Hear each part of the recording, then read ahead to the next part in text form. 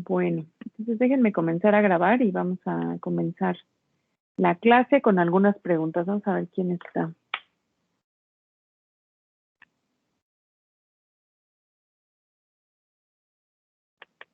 A ver, déjenme sacar la lista. Yo creo que lo que no nos va a dar tiempo, espero, bueno, yo espero porque en la presentación que hice ya no puse el contrato de transporte, el de suministro y el de consignación, creo. Bueno, algunos puntos vamos a ver de estos porque ya eran, ya no me daba tiempo de ponerlos en la presentación. Pero entonces les voy a pedir que ustedes estudien pues lo que nos hace falta, ¿no? La parte de lo que nos haga falta, que son como 3 contratos y ahorita de todos modos vemos y vemos si tienen dudas. Entonces, primero eso, ¿tienen dudas de la clase anterior?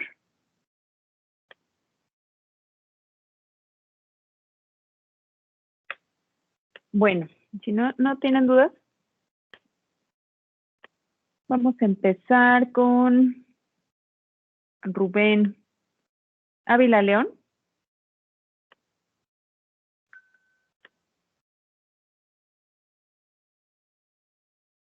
A ver, no ha llegado Rubén.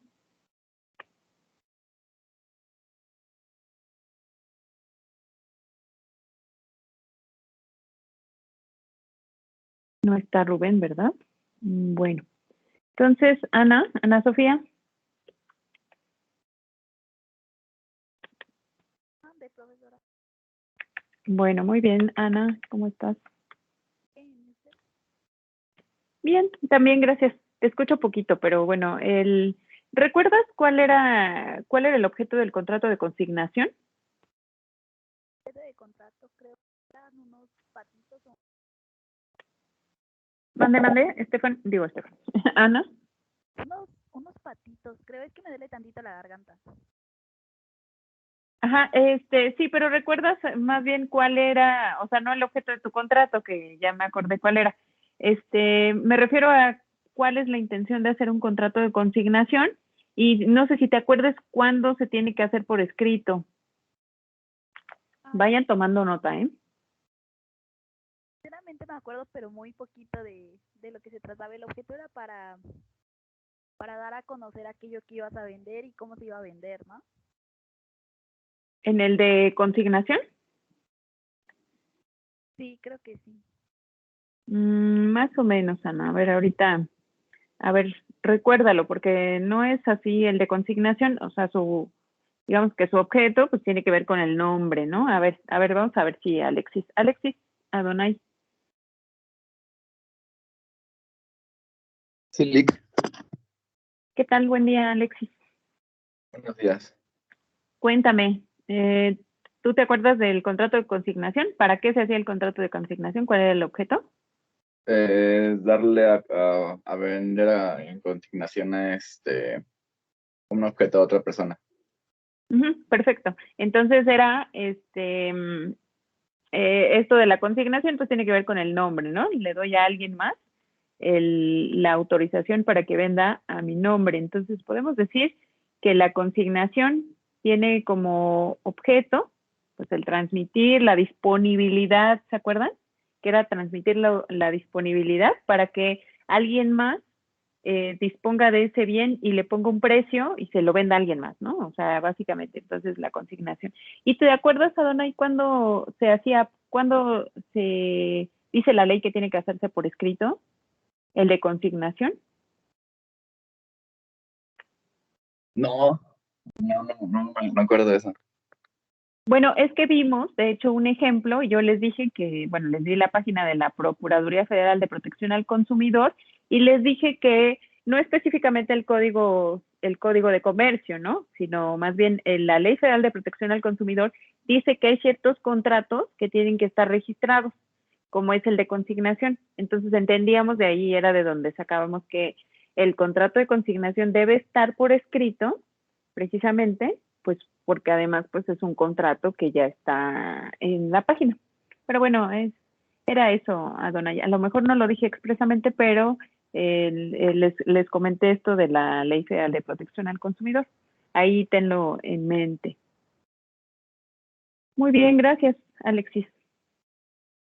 Entonces, bueno, ¿qué más podemos decir? En el contrato de consignación, ¿a qué se obligan las partes? Bueno, ambas partes. ¿Y cómo se llaman? A ver, Alejandra Díaz.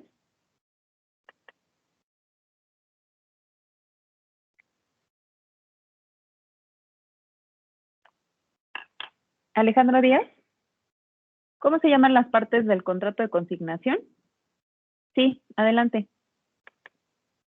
¿Cómo se llaman las partes y cuáles son sus obligaciones?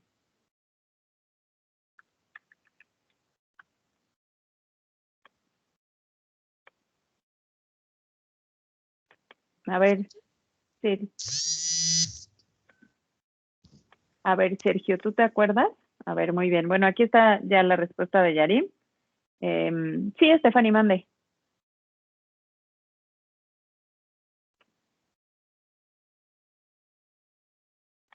Stephanie Celeste. Sí, maestra, que era consignante y consignatario. Así es, ajá, muy bien. ¿Y te acuerdas cuáles eran las obligaciones del consignante o quién era el consignante?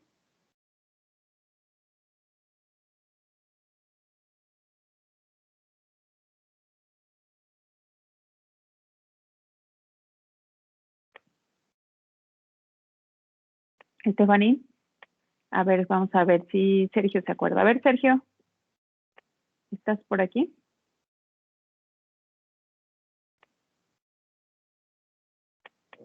Sergio, Michelle o Michelle. Sergio y Durán no está.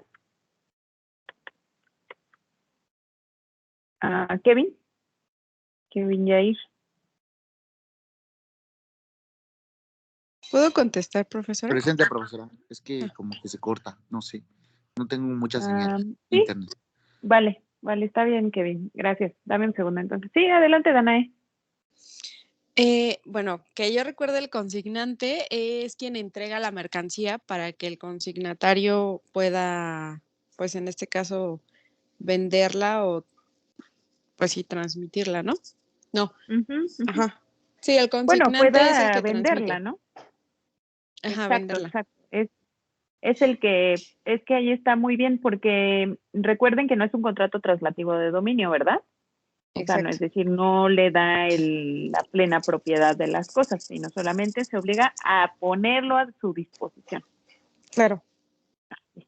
Sí, muchas Súper. gracias, Danae. Precisamente A usted. entonces el contrato de consignación, recuerden, una de las partes que entonces en este momento ya tenemos que ser, uno es el consignante y el otro es el consignatario, se obliga a transmitir la disponibilidad, ahí está lo que les digo, de la cosa, ¿no? A ver, vamos a ver otro contrato. A ver, Kevin, ¿recuerdas,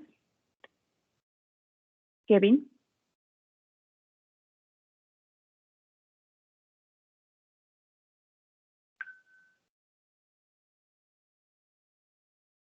Profesora, Sí, sí. es que como Sí, que se traba, no le escuché. Sí, te decía que si me escuchabas. Sí, es que le digo que como que no tengo mucha señal y se traba. Bueno, muy bien. ¿Tú qué te acuerdas del contrato de consignación, Kevin? A ver, déjeme.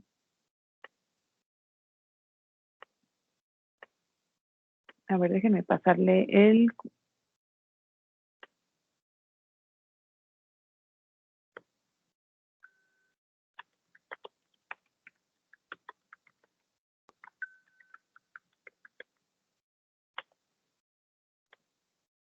Que dice Dillinger que no puede entrar. Está bien, Sergio. A ver si ahorita ya puede.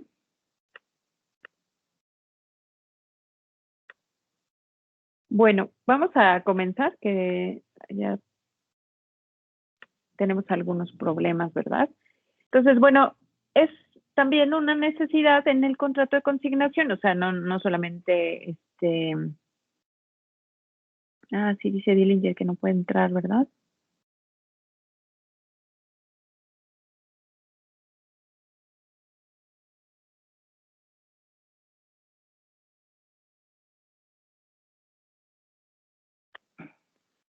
Bueno, muy bien, pero entonces siempre que dejamos algo en consignación, ¿vamos a tener que pagar por ello o no siempre tenemos que pagar? ¿Qué se acuerdan de eso? ¿Tenemos que pagar cuando dejamos algo en consignación o esperamos a ver si se vende y si no se vende entonces no pagamos nada? ¿Cómo era Emiliano? David Emiliano. ¿Pagábamos y si queríamos, no, bueno, más bien si se vendía la cosa, entonces si pagábamos o cómo recuerdas? Adelante, Stephanie. No se tenía que pagar precisamente por eso esa consignación. Se estipulaba una fecha para realizar el pago o para devolver la mercancía en caso de que no se había vendido. Muy bien, Stephanie. A menos que dijimos, bueno, que alguna de las partes dijera, pues no sé, que por ejemplo se tenían que pagar gastos de depósito, ¿no? Precisamente pues no sé, gastos que se hubieran devengado, pero sí, precisamente es algo distinto porque recuerden que este contrato, como bien lo señala Stephanie, es un contrato que tiene como finalidad que se le paga una comisión. Entonces, si no vende la cosa, pues no le van a pagar la contraprestación, ¿verdad? Entonces, ¿en qué caso el consignatario tiene derecho al pago de una contraprestación? Solamente en el caso de que se vende el objeto del contrato, la cosa. Si no se vende, pues entonces no tiene derecho a la contraprestación. Eso no significa, les digo, que no tenga derecho a lo mejor a pues, algo que haya pasado, ¿no? Algún gasto que se haya devengado y que se haya anticipado. Porque si no se anticipó y resulta, es que sabes que puso un letrero y pues ahora págame el letrero, eso se tendría que haber señalado al principio como un gasto, pero no como parte de la comisión, porque recuerden que la comisión, pues precisamente ese es el objetivo. Si no tuviéramos estos contratos, este tipo de contratos en los que se busca que exista un incentivo, pues probablemente no lo venderían, ¿no? Pues de todos modos dirían, bueno, si de todos modos me va a pagar, ahí lo tengo y a lo mejor ni le hago caso. Entonces, este sería el contrato de consignación que les digo que vamos a ver y, bueno, vamos a ver todos. Déjenme poner aquí este resumen. Muy bien. A ver, ahorita me van diciendo sus dudas, que eso es importante irlas revisando. Dillinger, ¿ya pudiste entrar? No, ¿verdad?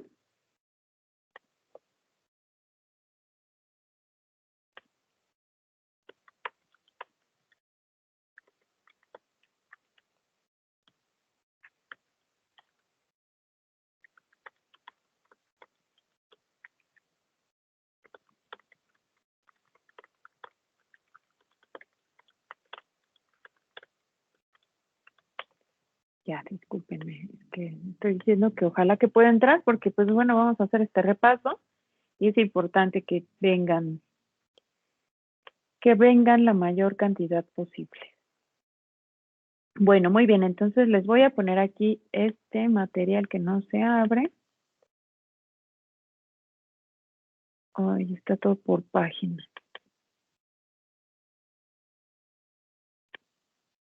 A ver, déjenme ver. Bueno, se los pongo yo creo que en la pantalla porque es que lo bajé y se bajó como cada una de las imágenes.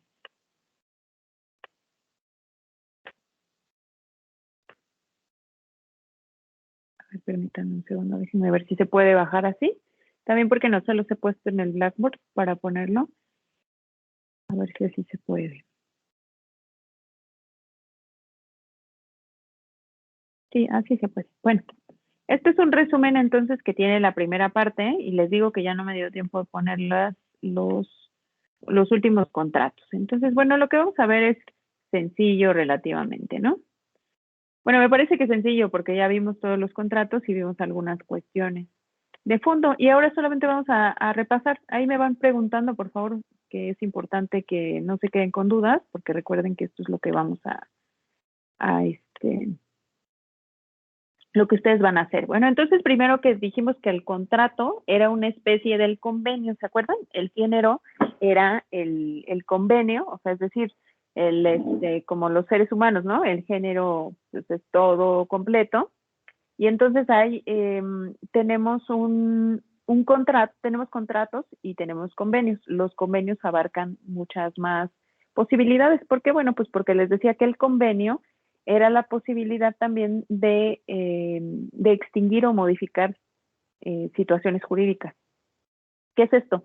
Por ejemplo, cuando nosotros hacemos un contrato, necesariamente nos obligamos a crear o a transferir derechos y obligaciones, ¿no? Como en el caso de la compra-venta, nos obligamos a transferir la cosa, o nos obligamos por ejemplo, a dar una casa, ¿no? Entonces nos obligamos a crear obligaciones sobre esa casa, crear derechos sobre esa propiedad. Entonces, un contrato, lo decíamos, es un acuerdo de voluntades para crear y transferir derechos y obligaciones, ¿no? Entonces, bueno, eso me parece que queda más o menos claro. Sí queda claro, ¿verdad? Es el acuerdo de voluntades. Entonces, ¿eso qué significa? Que en el derecho privado nosotros, como personas, ¿me escuchan? ¿Sí se escuchan? Sí. ¿Escucha bien? Sí, profesora, sí se escucha. Sí, profesora. Gracias, gracias. Entonces, en el acuerdo de voluntades, precisamente, ¿qué es esto? Pues que nosotros hacemos nuestro propio derecho, ¿no? O sea, nosotros acordamos de qué forma vamos a establecer nuestras obligaciones, acordamos cuándo, a partir de cuándo, decimos que vamos a cederlo o sea, que vamos a ceder una cosa por un precio determinado. Entonces, nosotros nos ponemos de acuerdo en todo. Pero hay algo importante, la ley señala distintas disposiciones que son las que rigen en los contratos y que tienen que ver con la existencia y la validez de los contratos. Y ahorita que recuerdo, creo que no puse esto de la validez. Bueno, pero ¿qué significa esto? Bueno, básicamente que nosotros podemos hacer lo que queramos, pero cuando alguna de las partes no está de acuerdo porque dice, bueno, este contrato como que me dieron la cara, entonces voy a ir ante el juez, y el juez lo que va a hacer es revisar la ley y va a ver si nosotros efectivamente respetamos la ley cuando hicimos el contrato. Si es que no llegamos nunca a un juicio, lo que diga el contrato es lo que vamos a tener que cumplir. Entonces, por eso es muy importante, ¿no? Porque si decimos, por ejemplo, bueno, no importa que esa cláusula me esté cobrando el 40%, al fin que la ley dice otra cosa y cuando me lo quiera hacer valer, pues yo le voy a decir que no. En principio, las obligaciones se adquieren así. Recuerden que el contrato es una fuente de obligaciones. Bueno, además hay otras formas de adquirir obligaciones, pero esa es una de las más importantes. Entonces, ¿qué es lo que nosotros requerimos para celebrar un contrato? Bueno, primero requerimos claro, de la voluntad, ¿no? O sea, requerimos querer celebrar un contrato. En principio, pues también necesitamos ser capaces, o sea, tener la capacidad jurídica, mejor dicho, para que no se malentienda, tener la capacidad jurídica para realizar ese contrato. ¿Qué va a significar esta capacidad jurídica? Bueno, va a establecerse que solamente las personas mayores de edad, las personas que no tienen límites, que no tienen limitaciones, pues porque pues probablemente alguien es declarado interdicto, eso seguramente ustedes lo vieron en Personas y Familias. Entonces, alguien que está en una condición de interdicto no puede celebrar contratos porque a lo mejor pues tiene alguna condición pues mental que le impide tener la voluntad plena, ¿no? Entonces, alguien que cambie de opinión de un momento a otro o que pues a lo mejor no entienda bien los términos, ¿no? Que tenga pues dificultades, qué sé yo. También hay que decirlo adicionalmente que la jurisprudencia ha señalado que, por ejemplo, el hecho de no saber leer no es una falta de capacidad, fíjense. O sea, no podemos decir, bueno, como él no sabe leer, entonces no es capaz. Eso no. Más bien la capacidad tiene que ver, veíamos, con los atributos de la personalidad, que nosotros podamos celebrar entonces documentos jurídicos y obligarnos jurídicamente. La capacidad es definida como la aptitud de las personas para ser titulares de derechos y obligaciones y de hacerlos valer por sí mismas. Fíjense, eso también es muy importante porque eso significa que si yo voy a vender una casa y entonces, bueno, eso significa en principio que yo tengo la propiedad y de la otra persona significa que tiene pues la posibilidad de pagarme y yo tengo también la posibilidad de cobrarle. Eso es lo que significa también.